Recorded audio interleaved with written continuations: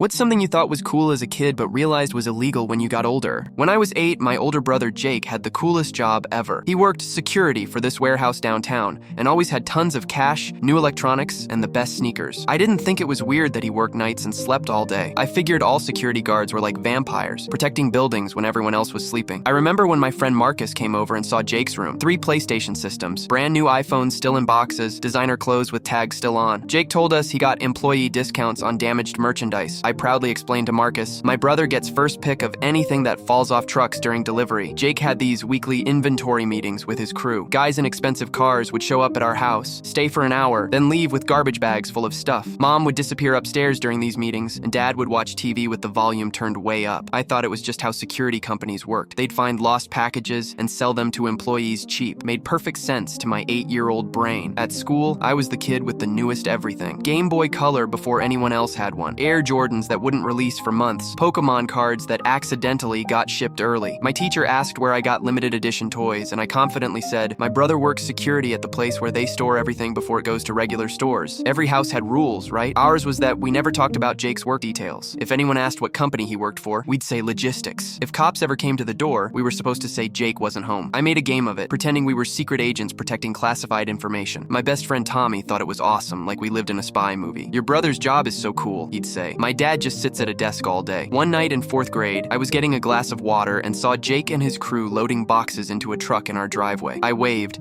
and Jake quickly shut the garage door. The next morning, I found $50 on my dresser with a note. Thanks for being quiet last night, Jake. I remember thinking, wow, I get money for not bothering people at work. This is awesome. But when I told Dad about the money, his face went white and he made me promise never to watch Jake's work again. When I asked why, he said, Jake's job is complicated, buddy. He's helping people get things they need, but adults have to handle it. For my social studies project in 5th grade, I did a presentation on different careers. I proudly included security inventory specialist and explained how my brother helped redistribute merchandise to families who couldn't afford retail prices. My teacher looked confused and asked to speak with my parents. That day, my dad came to school and had a long private conversation with the teacher. When he picked me up, he said we were getting ice cream and having a man-to-man talk. It wasn't until my criminal justice class in college, 12 years later, when the professor described organized retail theft and fencing operations, that everything suddenly clicked. She talked about warehouse crews, inside jobs, and criminal networks that steal merchandise to resell on the black market. That day, I called my dad and finally asked about Jake's security job and all those late-night meetings. The long silence before he answered told me everything I needed to know. What I had seen as my brother having the coolest job ever was actually him running a theft ring, and our entire family had been quietly protecting his criminal operation while I bragged about it at school. Jake spent 3 years in federal prison when I was in high school. I told everyone he was traveling for work.